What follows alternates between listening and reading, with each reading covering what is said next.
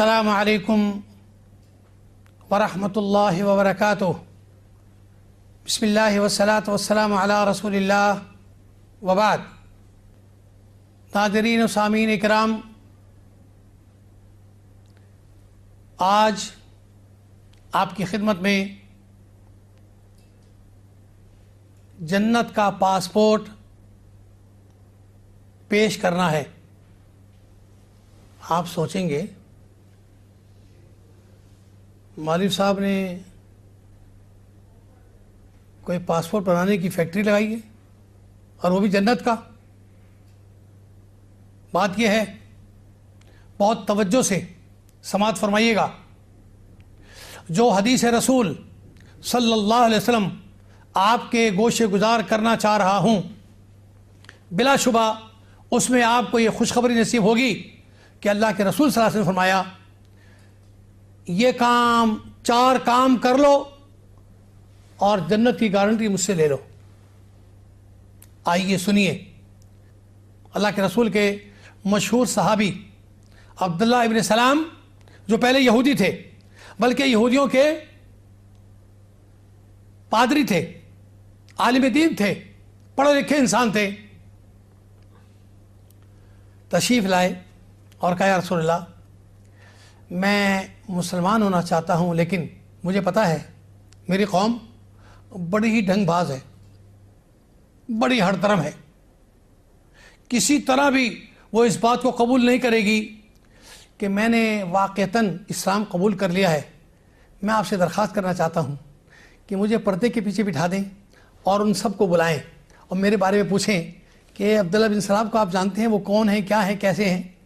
आप सुने और मैं भी सुनूं, फिर मैं पर्दा उठाकर उनके सामने आकर इस्लाम का ऐलान करूँगा। आपने ऐसे ही फरमाया।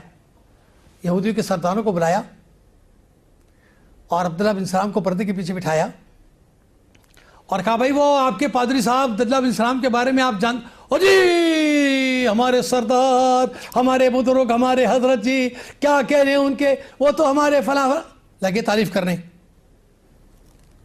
अल्लाह के रसूल सल्लल्लाहु अलैहि वसल्लम ने फरमाया, अगर वो मुझे अल्लाह का सच्चा नबी तस्लीम कर लें तो क्या तुम भी उनकी पैरवी करोगे? कहा, जी ऐसा तो हो ही नहीं सकता, वो तो हमारे बड़े हैं, हमारे बुजुर्ग हैं, हम तो उनके ताबेदार हैं, हम तो उनके कहा, मुझे इस बात का जवाब दो कि अगर वो ऐसा कर रहे हैं तो तुम उनको फॉलो करोगे, तवज्जो करोगे, ताबेदारी करोगे? कि आप कैसी बात कर रहे हैं? अभी ये बात हो रही, अब्दुल्लाह बिन सलाम ने पर्दा हटाया और कहा कि अशहदु अल्ला इलाहा इल्लल्लाह व अशहदु अन्नका रसूलुल्लाह, मैं गवाही देता हूँ कि अल्लाह एक है और आप अल्लाह के सच्चे नबी हैं। उसी वक्त सारे यकजमान हो गए कि जी झूठा है, शैतान है, बदमाश है, हम तो पहले ही समझते थे कि ये 2 डबल आदमी है, बेढंगा है, इसकी बात का कोई एतबार नहीं। मैं अभी तुम इसकी तारीफ कर रहे थे और अभी इनको गालियाँ दे रहे हो। कहा, या रसूलल्लाह, मैंने आपसे यही अर्ज़ किया था कि ये कौम कभी भी सुधरने वाली नहीं और ये हट धर्म और एहसान फरामोश और कभी भी ये किसी बड़े की बात नहीं मानती, अपनी मर्जी चलाती है। अल्हम्दुलिल्लाह, अल्लाह ने मुझे इस्लाम की नेमत से सरफराज फरमाया, मैं इस्लाम का ऐलान करता हूँ, कलमा ला इलाहा का इकरार करता हूँ। यहूदी चले गए, आप बहैसियत सहाबी मुसलमानों में शामिल हो गए और अल्लाह के रसूल सल्लल्लाहु अलैहि वसल्लम की बहुत सारी हदीसों के नाकिल और रावी बने। उनमें से ये एक हदीस आज आपके गोशे गुजार है कि वो कहते हैं कि मैंने अल्लाह के रसूल सल्लल्लाहु अलैहि वसल्लम से खुद अपनी कानों से सुना, क्या फरमाते थे, अफ़शुस सलाम, मुसलमानों आपस में सलाम को फैलाओ। इसी मौजू से मुताल्लिक़ अल्लाह के रसूल का ये फरमाना, सलाम करो हर उसको जिसको तुम जानते हो और जिसको नहीं भी जानते। दोस्त अहबाब नज़र, ओ अस्सलाम वालेकुम, चाचा ताया भाई रिश्तेदार, अजी अस्सलाम वालेकुम। कोई अजनबी मुसलमान करीब से गुजरे या आए जाए, खामोश। जबकि फरमान मोहम्मद मुस्तफ़ा है कि मुसलमान दूसरे मुसलमान को چاہے وہ کہیں بھی ہو، کیسے بھی ہو، جانتا ہو نہ جانتا ہو، اس کو سلام کرو۔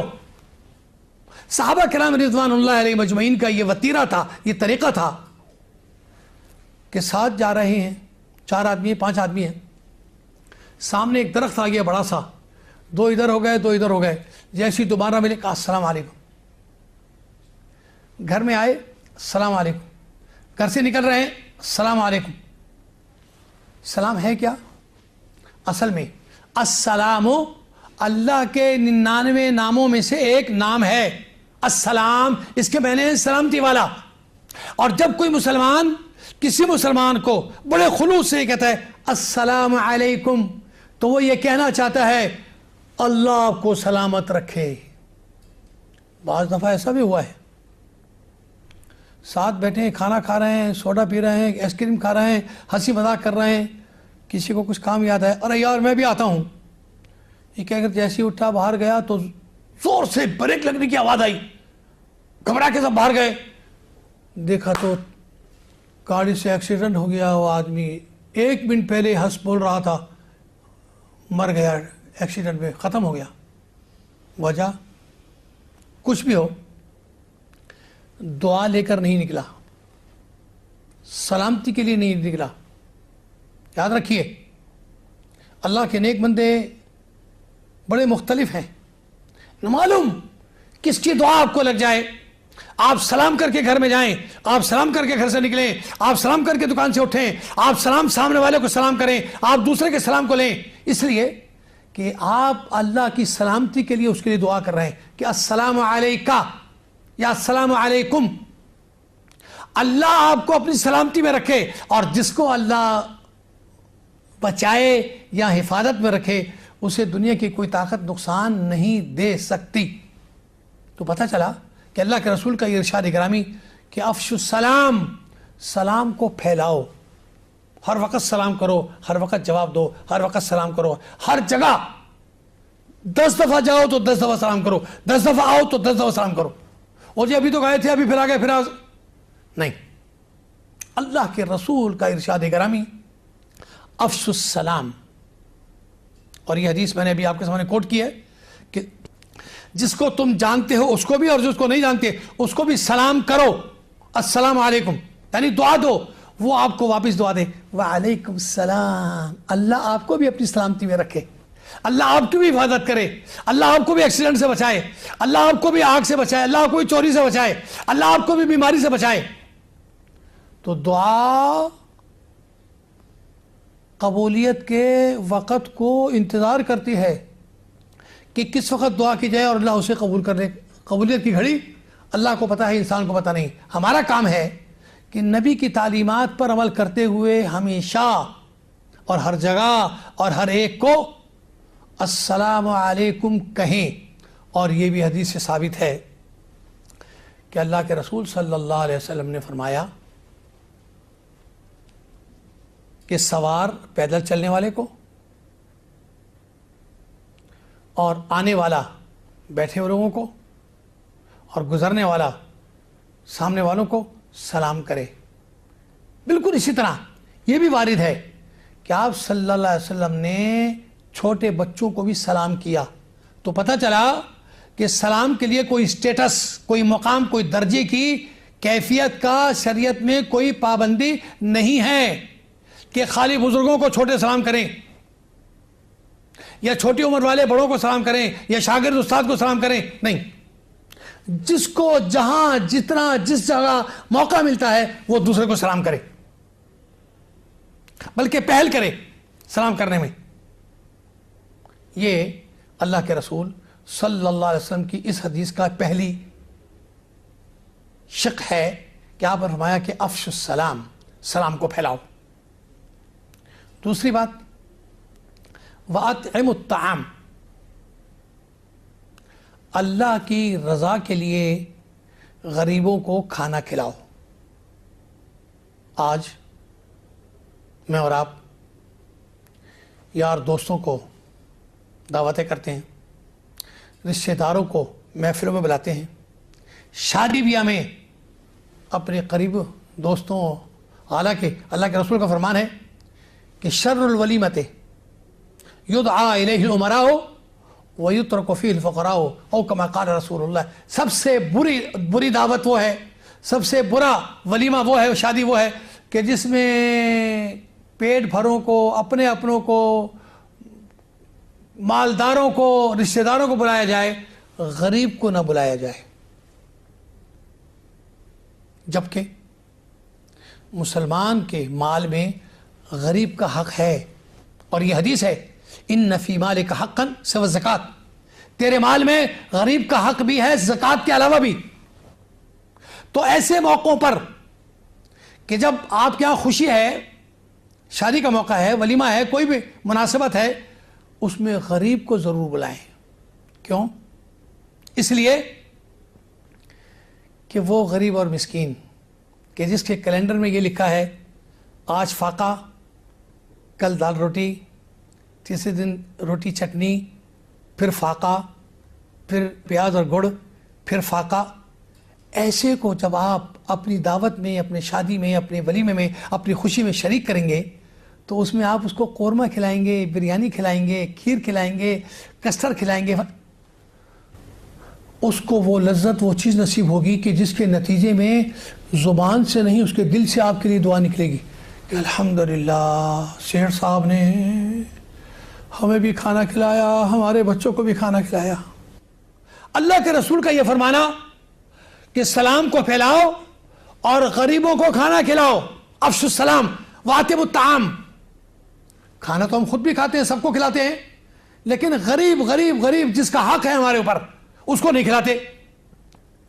کھانا کھلانے میں پیسہ خرچ ہوتا ہے، بلکہ اچھا اور اسٹینڈرڈ کا کھانا بنانے میں وقت خرچ ہوتا ہے، بلکہ معیاری کھانا پکانے اور بنانے میں صلاحیت بھی خرچ ہوتی ہے. تو جس چیز کے لیے آپ اپنا پیسہ، اپنا وقت، اپنی صلاحیت خرچ کر رہے ہیں، یہ تو بہت ویلیوبل چیز ہو گئی. آپ اس ویلیوبل چیز کو اللہ کی رضا کے لیے خرچ کرنے کے لیے غریب کے پیٹ میں ڈال رہے ہیں، غریب کے منہ میں ڈال رہے ہیں. یہ بڑی نیکی ہے، اور یہ ایسی نیکی ہے کہ ابھی آپ کو اس کا نتیجہ سامنے آئے گا. تو اللہ کے رسول صلی اللہ علیہ وسلم نے جو 4 چیزیں جنت میں جانے کے لیے بتائیں، 4 شرطیں، ان میں سے پہلی شرط افشوا السلام، ہر ایک کو سلام کہو. دوسری شرط غریب کو کھانا کھلاؤ، بھوکے کا پیٹ بھرو. واتموا الطعام، کھانا کھلاؤ اللہ کی رضا کے لیے، یار دوستوں کو خوش کرنے کے لیے، سیاسی مقاصد کے لیے، فلاں ڈائریکٹر کو فارورڈ پارٹی دینے کے لیے کہ وہ سروس دے دے، یا اپروچ کرنے کے لیے، یا کانٹریکٹ پر دستخط کرانے کے لیے، یا ڈیلنگ کے لیے، یا خرید و فروخت.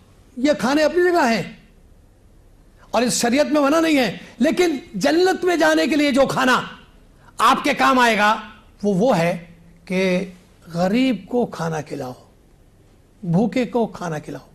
واتموا الطعام. 2 باتیں. تیسری اہم ترین بات وصلوا الارحام، رشتہ داری کے حق کو ملاؤ، رشتہ داری کا حق ادا کرو. ذی رحم کہتے ہیں رشتہ دار. آج ہمارے معاشرے میں یہ اتنی بڑی برائی ہے. تجارت کے ناطے سے ہمارا دوست، کھیل کے میدان میں ہمارا یار، سیاست میں ہمارا پارٹنر، فلاں فنکشن میں ہمارا تعارف، فلاں سفر میں ہماری یادداشتی، یا ان سب کے لیے ہمارے گھر کھلے ہیں، ہماری جیب کھلی ہے. لیکن رشتہ دار، حقدار کہ جن کا حق شریعت نے متعین کیا ہے. رشتے 2 ہوتے ہیں، ایک خون کا رشتہ جو ماں باپ کی طرف سے چلتا ہے، اور ایک سسرالی رشتہ جو شادی کے بعد بیوی یا مرد کی طرف سے چلتا ہے. یہ دونوں رشتہ دار ہیں. بعض لوگ خالی اپنے اپنوں کو کہ جی میرے چاچا ہے، میرا تایا ہے، میرا پھپھا ہے. نہیں، آپ کی بیوی کا جو باپ ہے، آپ کی بیوی کا جو چاچا ہے، آپ کی بیوی کا جو تایا ہے، وہ بھی آپ کا رشتہ دار ہے. تو رشتہ داری کا حق ادا کرنا بھی دین ہے، رشتہ داری کا حق ادا کرنا بھی اسلام ہے، رشتہ داروں کا حق دینا بھی اللہ کو راضی کرنے کا سبب ہے. اور اللہ کے رسول صلی اللہ علیہ وسلم جنت میں جانے کے جو 4 اصول اور 4 شرطیں متعین فرما رہے ہیں، ان میں سب سے پہلا ہر مسلمان کا حق سلام، غریب کا حق کھانا کھلانا، اور رشتہ دار کا حق وقت بے وقت اس کے گھر جانا، اس کو وزٹ کرنا، اس کو اپنے یہاں بلانا، اس کے خوشی غمی میں شریک ہونا، یہ رشتہ دار کا حق ہے، یہ حق دے دو۔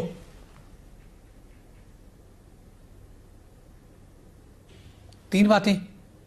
چوتھی بات، وَصَلُّوا بِاللَّيْلِ وَالنَّاسُ نِيَامٌ، اور رات کو تہجد کی نماز پڑھا کرو جبکہ سارے لوگ سو رہے ہوں۔ یعنی اپنا تعلق اللہ سے مضبوط کرو، آخری رات کی عبادت کے ذریعے سے۔ عبادت تو ہم کرتے ہیں، 5 وقت کی نمازیں پڑھتے ہیں، تلاوت کلام پاک کرتے ہیں، یہ اپنی جگہ فرائض الہیہ ہیں، لیکن مومن مسلمان جنتی کی نشانی تہجد گزار، اپنے رب سے گفت و شنید، اپنے رب سے تنہائی میں راز و نیاز کی باتیں صرف اللہ والے ہی کرتے ہیں۔ اللہ کے رسول صلی اللہ علیہ وسلم نے یہ 4 اصول کہ سلام کو پھیلاؤ، کھانا کھلاؤ غریب کو، رشتہ داری کا حق ادا کرو، اور رات کی تہجد کی نمازیں ادا کرو، تو وَادْخُلُوا الْجَنَّةَ بِسَلام، اور جنت میں آسانی سے داخل ہو جاؤ۔ میں نے ابتدائی گفتگو میں آپ سے کہا تھا کہ آج آپ کو جنت کا پاسپورٹ عطا کرنا ہے، دینا ہے۔ اللہ کے رسول کی زبانی یہ 4 اصول اس بات کی گارنٹی ہیں، اور اللہ کی ذات کے بعد کائنات میں اگر کوئی سچا ہے تو وہ محمد مصطفیٰ ہے صلی اللہ علیہ وسلم، صادق المصدوق۔ آپ سے بڑھ کر اس کائنات میں کوئی سچا نہیں۔ آپ نے فرمایا کہ جنت میں جانے کے یہ 4 اصول ہیں، جو ان پر عمل کرے گا وہ جنت میں آسانی سے جائے گا۔ آخر میں ایک بہت ہی باریک اور لطیف بات کی طرف اشارہ کرنا ضروری سمجھ رہا ہوں، توجہ فرمائیے گا۔ اس حدیث مبارکہ میں اللہ کے رسول نے صلی اللہ علیہ وسلم جنت میں جانے کے جو 4 اصول، جو 4 شرطیں بیان فرمائی ہیں، توجہ فرمائیے گا۔ اتفاق سے 3 شرطیں انسانی معاملات، بنی آدم کے حقوق، معاملات انسانی سے متعلق ہیں، صرف ایک عبادت اللہ کی ذات سے متعلق ہے، وہ تہجد۔ تو پتہ چلا زیادہ تر جنت میں جانے والے وہ ہوں گے کہ جو انسانوں کا حق ادا کرنے میں اپنی ذمہ داریاں پوری طرح ادا کرتے ہوں گے۔ کچھ لوگ حج زیادہ کرتے ہیں، عمرے زیادہ کرتے ہیں، صدقے خیراتیں زیادہ کرتے ہیں، دے کے پکوا کے مدرسے بھیجتے ہیں، یہ نیکی ہے، کوئی شک نہیں، فرائض ہیں، کوئی شک نہیں، لیکن اسلام 2 چیزوں کا نام ہے، حقوق اللہ اور حقوق العباد۔ یہ ساری عبادتیں حقوق اللہ سے متعلق ہیں، لیکن حقوق العباد تفصیل بہت ساری ہے شریعت اسلام میں، اور اس حدیث میں بھی اتفاق سے 3 باتیں حقوق العباد سے متعلق بیان کی گئی ہیں، صرف ایک بات اللہ کے حق سے متعلق بیان کی گئی ہے۔ تو پتہ چلا کہ جنت میں جانے کا سب سے بڑا سبب حقوق العباد کی طرف متنبع ہونا بھی ہے، اور حقوق العباد کی طرف ادائیگی کا بھی طریقہ سیکھنا ہے، اور حقوق العباد کو ادا کرنے کا سب سے بڑا زور دیا گیا ہے اللہ کے رسول صلی اللہ علیہ وسلم کی طرف سے۔ دعا ہے کہ مولا کریم نہ صرف جنت کے اس پاسپورٹ کو ہمیں حاصل کرنے، بلکہ اس میں بتائے ہوئے وہ اصول انسانی، وہ اصول حقوق العباد جس کی تاکید آپ نے فرمائی ہے کہ سلام کرو ہر مسلمان کو، کھانا کھلاؤ فقیر کو، رشتہ داری کا حق ادا کرو، اور رات میں تہجد بھی پڑھا کرو۔ 3 باتیں حقوق العباد، صرف ایک بات حقوق اللہ سے متعلق ہے۔ اللہ رب العالمین ہمیں اپنی رحمت کاملہ سے تمام حقوق اللہ اور حقوق العباد کی ادائیگی کرنے والا مومن مسلمان بنا کر ہماری تمام عبادات کو اپنی بارگاہ میں قبول فرمائے۔ وما توفیقنا الا باللہ، والسلام علیکم ورحمۃ اللہ وبرکاتہ۔